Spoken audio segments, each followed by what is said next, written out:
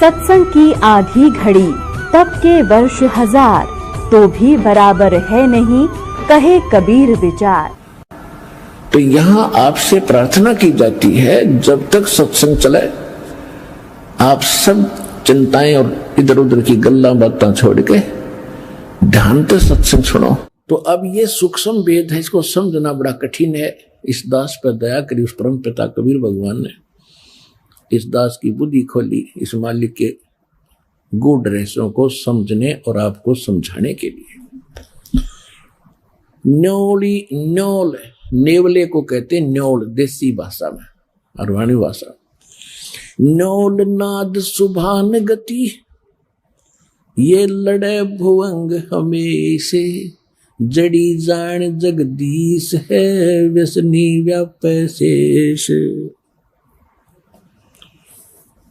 अब देखो एक पंक्ति है दाता के ज्ञान की, और इसमें कितना गूढ़ रहस्य छुपाया है कि जिस भगत के पास ये यथार्थ मंत्र सत भक्ति सतनाम जिसके पास उपलब्ध है,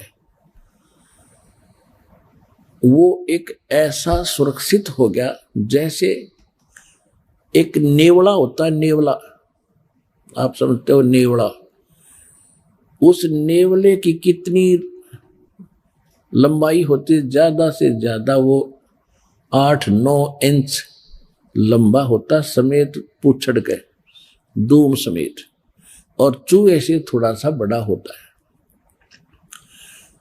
और वो सर्प के साथ लड़ता है। सर्प लगभग 10-10 फुट 12-12 फुट लंबा हो जाता है और उससे कई गुना ताकतवर होता है। अब वो उससे कैसे लड़ता है? वो ऐसे स्थान पर उस सर्प को छेड़ता है जहां पर किसी झाड़ी में, बोझड़े में एक जड़ी होती है, नाग दमन जड़ी नाम है उसका, नाग दमन, और उसमें से महक निकलती है। वो नेवला क्या करता है, वहां उस जड़ी को सूंघ कर आता है, श्वास रोक लेता है और उधर से सर्प को छेड़ जाता है। सर्प उसके लिए ऐसे तैयार होता है, डंक फन उठा करके। अब नेवला उसके निकट आकर के वो जड़ी जो सूंघ करा था वो श्वास छोड़ देता है। उस जड़ी के सामने सर्प को चक्कर आने शुरू हो जाते हैं उसकी नाकों में जाते ही, और वो अपनी जान बचा के भागने की सोचता है। फिर नेवला उसकी मुंडी पर बैठ जाता फन के ऊपर, और साथ में वो श्वास भी छोड़ता रहता है और फिर उसको पकड़ के मार देता है। अब नेवले के पास वो जड़ी है तो वो उसको काबू कर पाया, इतने लंबे अजगर को।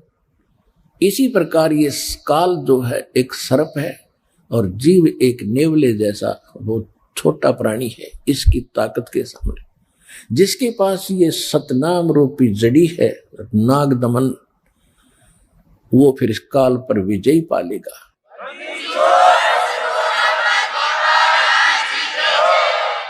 न्योल नाद सुबान गति, वो लड़े भुवंग हमेशे, जड़ी जान जगदीश है, व्यसना व्यापै शेष। कि सतनाम जो नाद है, सतनाम का जो मंत्र है, ये भगवान की शक्ति, जगदीश की शक्ति है। इसकी जिसके पास इसका ये जड़ी है उसके ऊपर काल रूपी अजगर का कोई प्रभाव नहीं पड़ेगा। किस पे? हंस गवन करते नहीं, मान सरोवर छाड़े, और कौवे उड़ उड़ जाते हैं, ये खाते मसाहाड़े। हंस दशा तो साधु है, ये सरोवर है सत्संग, मुक्ता हलबाणी चुगे फिर चढ़त नवेला रंग। दरस परस नहीं अंतरा, रोमी वस्त्र बीचे, पारस लोहा एक डिग वही पलटे नहीं अभीचे।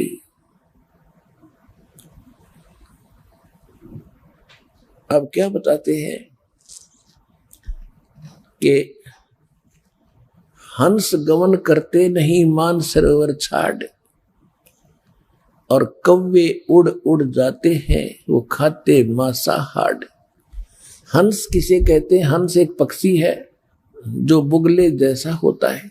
बुगले में और हंस में डिफरेंस देखने के लिए ये बताया जाता है कि हंस, एक ही सरोवर में हंस भी होते हैं, बुगले भी होते हैं।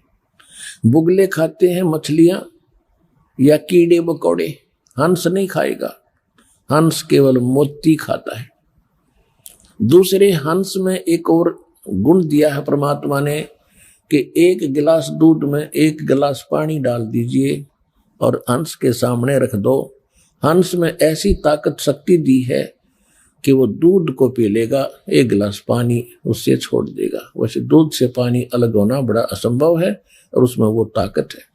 तो इसी प्रकार जो भक्त हैं, जिन्होंने दूध और पानी छान लिया, जिन्होंने कीड़े मकोड़े खाने छोड़ दिए, यानी बीड़ी शराब मांस तम्बाकू ये बकवाद थी ये त्याग दी, वो हंस जैसी वृत्ति के सूचे भगत बन गए। अब कहते हैं कि हंस गमन करते नहीं मान सरोवर छाड़, और कौवे उड़ उड़ जाते हैं जो खाते मांसाहार। यानी जो हंस है वो सत्संग को नहीं छोड़ सकते।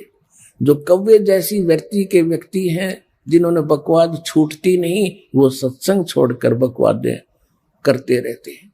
हंस दशा तो साध है और सरोवर है सत्संगे, मुक्ता हलवाणी चुग ये चढ़त नवेला रंगे। अब उन हंसों के लिए ये सत्संग रूपी सरोवर है, और ये साधु आत्मा ये है हंस। हंस दशा तो साध है और सरोवर है सत्संग, और यहाँ ये परमात्मा की अमृतवाणी रूपी मोती खा रहे हैं।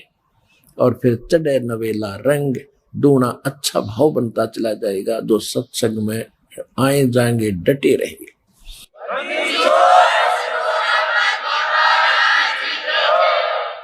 और हंस गमन करते नहीं, हंस गमन, हंस नहीं जाते मान सरोवर छाड़े, ये कौवे उड़ उड़ जाते हैं वो खाते मांसाहार। तो जो पुण्यात्मा परमात्मा के चरणों में आगे ज्ञान समझ लिया, फिर संसारिक कार्यों में उनकी रुचि नहीं रहेगी। कौन से कार्य? जो कुरीतियां हैं, विवाह शादी में बकवाद नाचना गाना, दहेज देकर अपनी फोकट में बनाना, फिर कर्जे में दबा रहना, ये इस तरह की बकवादें, शराब मांस तम्बाकू और इन राजनीति में धक्के खाना, ये हंस नहीं करेंगे, भक्त नहीं कर सकता। वो तो कव्य जैसे लोग हैं जिनको वृत्ति ही गलत है, वो ही सत्संग छोड़ के इन बकवादों में जाते हैं। अब फिर क्या बताते हैं? द्वार धनी के पड़ा रहे और धक्के धनी के खावे, 100 काल झकझोल ही पर द्वार छोड़ ना जावे। इस मार्ग में सफल होने का एक फार्मूला बताया है कि जब ज्ञान हो जाता है, परम संत की पहचान हो जाती है, कहते हैं द्वार धनी के पड़ा रहे और धक्के धनी के खावे, आवे और जावे भगवान के चरणों में। और चाहे कितने ही आपत्ति आप पर काल देवे, जैसे संसारिक, क्योंकि आपने नाम ले लिया, अब धीरे धीरे आपका सब संकट दूर होने लगेंगे। तो आप ऐसा महसूस करोगे कि जैसे कोई आपत्ति आ गई नाम लेने से। नहीं, आपत्ति तक टल रही है आपकी। अगर नाम ना ले रखा होता तो जान जानी थी। आपको कई भक्त मिलते हैं, कहते हैं जी नाम लेने के बाद मैं वहां से छोड़ कर आया हूं, मेरे ऐसी कुछ तकलीफ होगी। भले आदमी, वहां से तो नरक था, सीधा काल था, वो तेरी जान जानी थी। यहाँ आने के बाद तो तेरी जान बच गई छोटे मोटे इस दुख थे। तो क्या कहते हैं कि द्वार धनी के पड़ा रहे और धक्के धनी के खावे, और 100 काल झकझोल ही, काल बीच में बेशक झटके दे पर द्वार छोड़ नहीं जावे। अब जैसे आप यहां आते हो सतगुरु क्या होते हैं? एक सतगुरु की उपमा ये भी है कि सतगुरु एक धोबी है और जीव है एक कपड़ा जो संसार के कर्मों में घना मैला हो गया।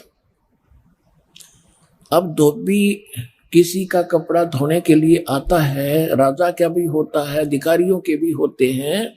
उन सभी कपड़ों को कैसे धोता था वो?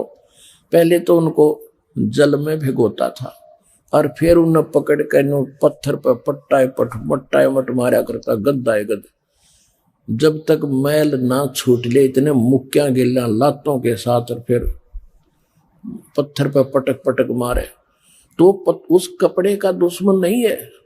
और वो कपड़ा न्यू के बता, मैं तो गढ़ दिया इसने, यू क्या कराया?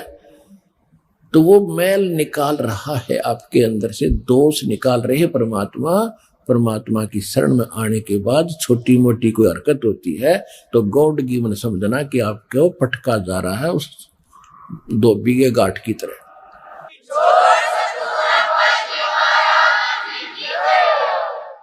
दर्श परस नहीं अंतरा ये रूमी वस्त्र बीचे, पारस लोहा एक डिग ये पलटे नहीं अभीचे। अब देखो फिर एक और बात बताई है, कितना गहरा ज्ञान है पुण्यात्माओं। जब आप कोई सूक्ष्म वेद का ज्ञान होगा, आप दांतों तले उंगली दबाया करोगे कि आज तक हमने गीता भी पढ़ी। गीता हम इसलिए पढ़ाते हैं कि आप ये समझ सके कि जो ज्ञान पवित्र गीता जी देते हैं, जो पवित्र वेद बताते हैं, पवित्र पुराण बताते हैं, पवित्र ग्रंथ बताते हैं, वही ज्ञान परमात्मा ने 600 वर्ष पहले लिखवा रखा था। और उनको अशिक्षित कहते थे, वो तो वेद शास्त्र जानते भी नहीं थे। तो इससे सिद्ध होगा कि वो परमात्मा थे जो सब सदग्रंथों के परिचित भी थे और उनसे भी हटकर जो उनमें ज्ञान नहीं वो भी बता दिया। तो भगवान बिना ये ज्ञान बताया नहीं जा सकता। तो परमात्मा को पहचानने का एक ये भी फार्मूला है, एक पॉइंट है। तो क्या बता रहे हैं? दर्श परस नहीं अंतरा ये रूमी वस्त्र बीचे, लोहा पारस लोहा एक डिग वही पलटे नहीं अबीच। एक पंक्ति में कितना गहराई भर दी, कितने गूढ़ रहस्य है।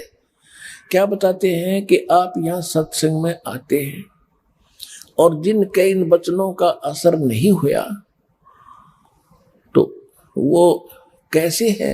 चंदन बन में रंग ला दे एक बांस बिटम्बी नासी जय, कोट वर्ष करो संगत संतों की, कोट वर्ष करो संगत संत की, पत्थर का जल में क्या भीजे, एक चंदन बन में रंग ला दे पर बांस बिटम्बी नासी जय। क्या बताते हैं कि जैसे सत्संग में भी आते हैं और फिर विकार भी करते हैं, उनके बारे में बताया है कि जैसे करोड़ वर्ष करो संगत संत की, संतों की, पत्थर का जल में क्या भीजे। जैसे पत्थर को जल में डाल दे चाहे 20 फुट नीचे गहराई में और निकालने के बाद फिर दोनों टुकड़ों को तुरंत ऐसे रगड़ दो, तुरंत आग पाटेगी, चिंगारी पाटेंगी, निकलेंगी। इससे सिद्ध हुआ कि जल से तो असर होना चाहिए था, वो अंगारी नहीं पाटनी होनी चाहिए थी, नहीं निकलनी चाहिए थी, लेकिन उसके जल का असर नहीं हुआ, वो न्यों का न्यों पड़ा है, एज इट इज विकार उसमें। इसी प्रकार जो सत्संग में आते हैं उनको कहते हैं करोड़ वर्ष करो संगत संतों की, और पत्थर का जल में क्या भीजे, क्या भीगे, और चंदन बन में रंग ला दे एक बांस बिटम्बी ना सिजे। ये सूक्ष्म वेद की वाणी है, गरीबदास साहिब जी की वाणी है। क्या बताया कि जैसे चंदन का पेड़ होता है, आसपास के चाहे नीम हो, जंडी हो, कोई पीपल हो, उन सभी आसपास के पेड़ों को अपनी महक छोड़ छोड़ के अपनी सुगंध युक्त कर देता है और वो भी चंदन जैसी महक देने लग जाते हैं। लेकिन बांस बंबू जिसकी लाठी बने हैं, कहते वो बांस चाहे उसके साथ उग गया चंदन के, बांस का असर नहीं होता। तो क्या बताते हैं कि कोट वर्ष करो संगत संतों की, और पत्थर का जल में क्या भीजे, और चंदन बन में रंग ला दे, एक बांस बिटम्बी ना सींचे। तो जो बांस जैसे और पत्थर जैसे व्यक्ति हैं उनका तो असर हो को नहीं, और नहीं तो परमात्मा की वाणी आपको चंदन बना दिया और आप ही आगे जा के सब न सुनाते हो। आप अपनी महक आगे छोड़ छोड़ के अपने भाई बहन रिश्तेदारों तक ये महक भगवान की छोड़ रहे हो।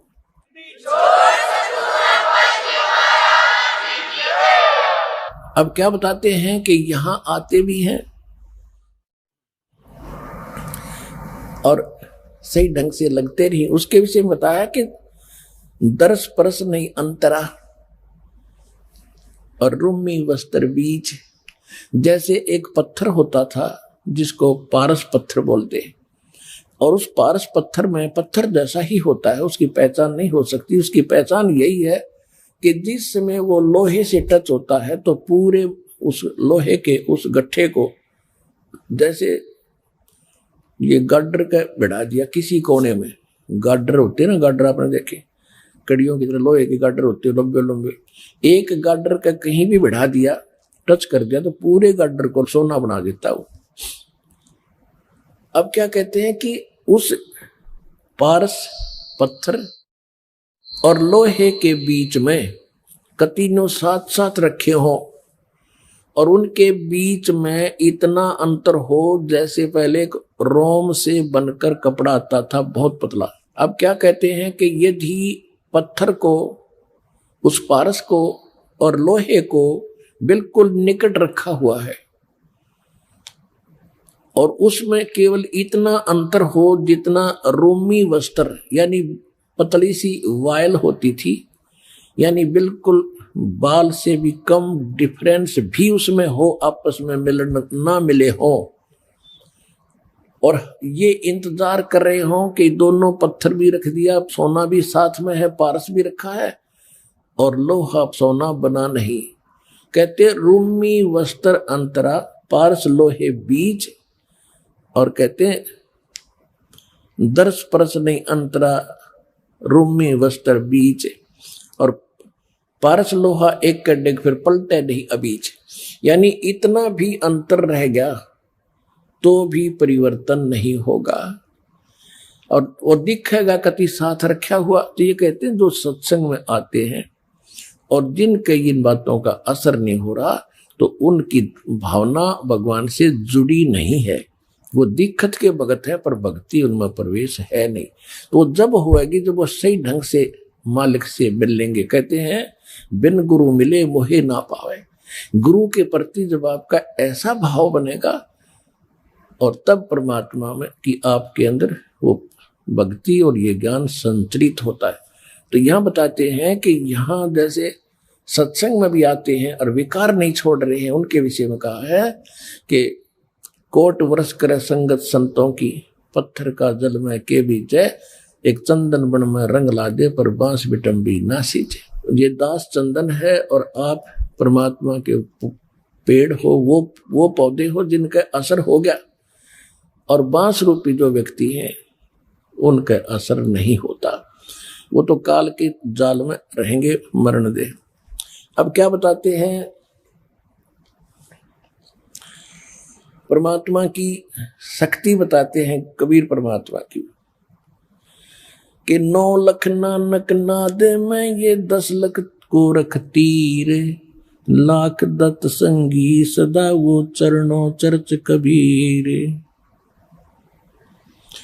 9 लख नानक नादे में ये 10 लख गोरख पास, अनंत संत पद में मिले ये कोट तेरे रविदास। रामानंद से लक्ष गुरु ये तारे सिसके भावे, चेलों की गिनती नहीं जो पद में रहे समाये। अब क्या बताते हैं कि कबीर परमात्मा वो समर्थ परमात्मा है, परम अक्षर ब्रह्म है, और परम अक्षर ब्रह्म की जानकारी सतगुरु ही देते हैं। वो कितने समर्थ हैं कि 9 लख नानक नाद में आदरणीय नानक साहेब जैसे महापुरुष, अच्छी आत्माएं, उनके नाद माने वचन के बच्चे हो लिए बहुत गणे दीक्षित हुए। वो भी पार करे 9 लाख नानक नाद में और 10 लाख गोरख तीर और लाख दत्त संगी सदा चरणों चर्च कबीर। गोरखनाथ जी को बहुत बड़ा सिद्ध माना जाता था। गोरखनाथ जी को सिद्धों में सबसे ताकतवर सिद्धि वाला माना जाता रहा है। उन्होंने यहां तक चमत्कार कर दिए थे कि एक बार उनके बचंद्र नाम के गुरुजी काल प्रेरणा से एक सिंगल द्वीप के राजा की मृत्यु के उपरांत उस राजा के शरीर में प्रवेश करके वहां उसकी रानी को भोगने लगा। उससे 2 पुत्र हो गए। उसके बाद किसी ने गोरखनाथ को व्यंग कर दिया, किसी दूसरे नाथ ने, कि यदि तू ताकतवर है, ऐसी सिद्धि वाला है तो अपने गुरु ने बचा ले। वो बकवाद करने लग रहा वहां सिंगल द्वीप के अंदर। तो गोरखनाथ जी वहां गए, अपने गुरु जी को वहां से, उससे पहले क्या किया कि किसी ने बता दिया उस रानी को कि ये कोई सिद्ध आत्मा राजा के शरीर के अंदर है और उस राजा की आत्मा जा चुकी है और ये कभी भी छोड़कर जा सकता है इस शरीर को। इसका शरीर मिलेगा कहीं पर किसी गुफा में, ये छोड़ कर आया है। तो रानी ने नौकरों को आदेश दे दिया, क्योंकि उसने तो राजा चाहिए था, शरीर चाहिए था, चाहे उसमें कोई आत्मा हो। रानी ने ऐसा आदेश दे दिया कि कोई भी किसी संत का कोई शरीर मिला उसको फूंक दो। सभी ने घूम फिर कर, नौकरों ने गुफा में एक शरीर पाया, उसको जला दिया, वहीं पर राख कर दिया। रानी निश्चिंत होगी। फिर गोरखनाथ गए। गोरखनाथ जी पहुंच गए वहां पर। गोरखनाथ क्योंकि वहां जाने नहीं दिया गोरखनाथ जी को, तो उसको मना कर दिया था रानी ने। मुनादी चारों तरफ पहरे छोड़ दिए थे सीमा के ऊपर, कोई संत नहीं आ जा, क्योंकि साधु संतों ने यह भी बता दिया था कि एक गोरखनाथ नाम का इन मच्छंद्र जी का शिष्य है, वो आकर इनको निकलवा सकता है यहां से। तो रानी ने चारों तरफ सीमा पर भी ये पहरे बैठा दिए थे कि कोई साधु संत मेरी इस नगरी में प्रवेश ना हो जा। चारों तरफ कति बाढ़ लगा दी थी, एक गेट थाने का वहां पर पहरे छोड़ दिए थे। एक बार मच्छंद्र जी से उस रानी को पुत्र हुआ। फिर पुत्र का जन्मदिन हुआ किसी दिन, उसमें गाने बजाने के लिए बाहर से मंडली जानी थी और गोरखनाथ ने पहुंचना था। गोरखनाथ को जाने नहीं दे रहे थे। गोरखनाथ जी ने एक ढोलकी बजाने वाले का दस्त लगा दिया सिद्धि थे। वो बाहर से जो मंडली आई थी बाजे बूजे बजाने वाली, और इतने दस्त लगा दिए कि वो चल नहीं सके। तो वो चिंतित हुई मंडली के राजा के यहाँ जाना था, हमारी तो सजा भी होगी, पैसे भी ना मिल रहे। तब गोरखनाथ जी ने कहा भी क्या बात है, क्यों चिंतित हो? कि ऐसे ऐसे हमारे एक साथी के दस्त लग गए, राजा के यहाँ जाना है और एक ढोलकिया बिना बात बने नहीं ना। गोरखनाथ बोले मैं बजा दूंगा तो ढोलकी तुम्हारी। बोला ठीक है। तो उन्होंने बजवा के देखी, सुर में सुर मिला दिया, अगवा बढ़िया काम चल गया। अब वहां आगे मच्छंद्र नाथ बैठा राजा के शरीर में, अफलातून पाक्या सिंहासन पर, रानी बैठी बराबर में, दोनों 2 बच्चे हो गए थे, दोनों बच्चे गोदी में। अब वहां वो गा बजा रहे थे तो गोरखनाथ कह रहा था डुम डुम डुम, जाग मच्छंद्र जाग, तेरे फूट गए भाग।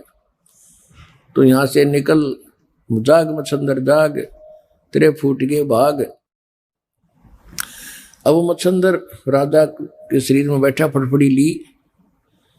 तब रानी से कहा कि इस ढोलकी वाले को रख ले या नौकर। ढोलकी वाला नौकर रख लिया। फिर उसको समझाया कि आप क्या उद्देश्य लेकर तो शिक्षा दिया करते थे, कहाँ फंस गए बीमारी में, चलो। तो कहने लगा मैं चलूं तो मेरा तो शरीर फूंक दिया, अब जाऊं कैसे? कि तो आप निकलो यहां से। वो शरीर छोड़कर निकल गए। वहां पर राख थी,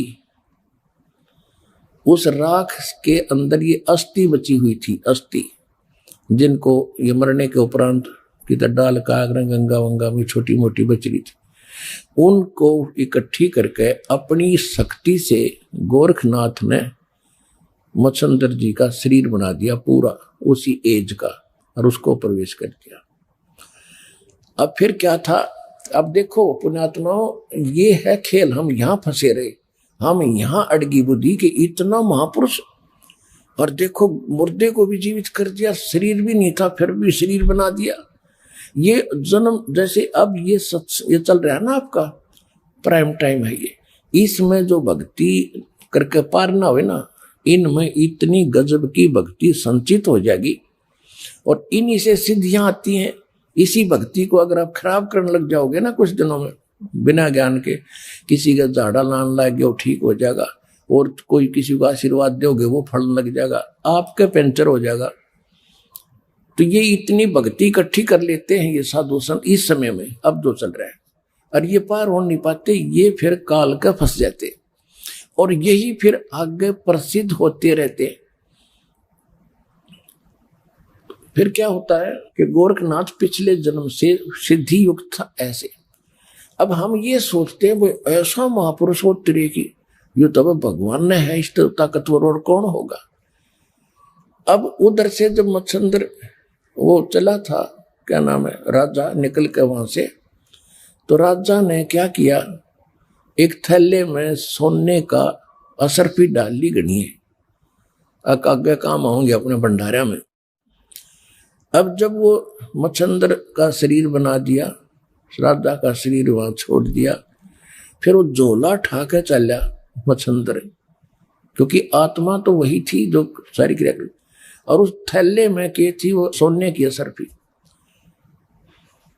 तो आगे कुएं पर पानी पीने लगे, तो मच्छंदर ने कहा कि ले गोरख संभाल कर रखिए इसको, इसमें बड़ी कीमती वस्तु है और सोने की असरफी है, 1 किलो पक्का ले रहा, 2 किलो पक्का, और संभाल के रख। जब पानी पीने लगे गोरखनाथ ने वो थैला कुएं में उलट दिया, वो सारी असरफी सोने की कुएं में डाल दी, और मच्छंदर उस पर लाल हो रहा, निकम्मे तने क्या कर दिया, मूर्ख कहीं का, तेने अकल नहीं है।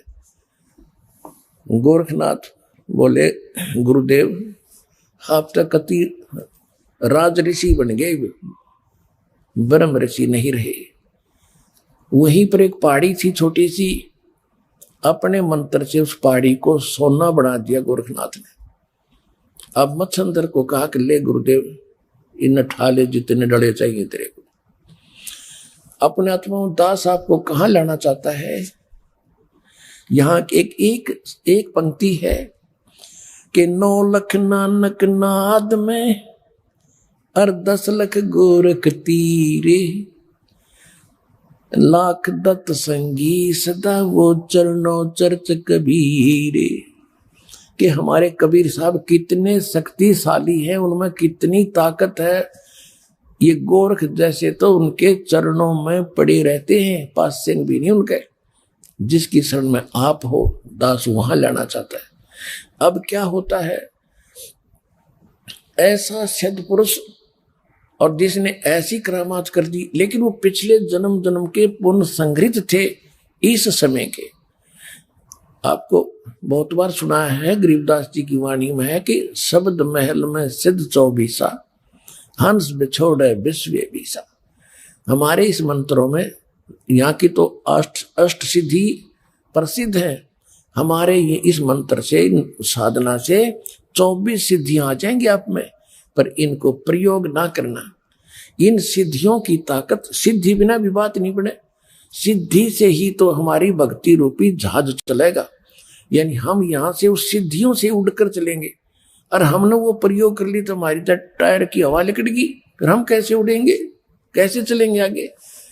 तो ये गलती से पार हुए नहीं, ये फिर ठगे काल के, और पहले उसमें ब्रह्मलोक में रखा, वहां होटल में, वहां इनसे सारी पूंजी खत्म करा के फिर पृथ्वी पटक दिया। इनके पास फिर सिद्धि रह जाती है, भक्ति धन वहां खत्म करवा दिया।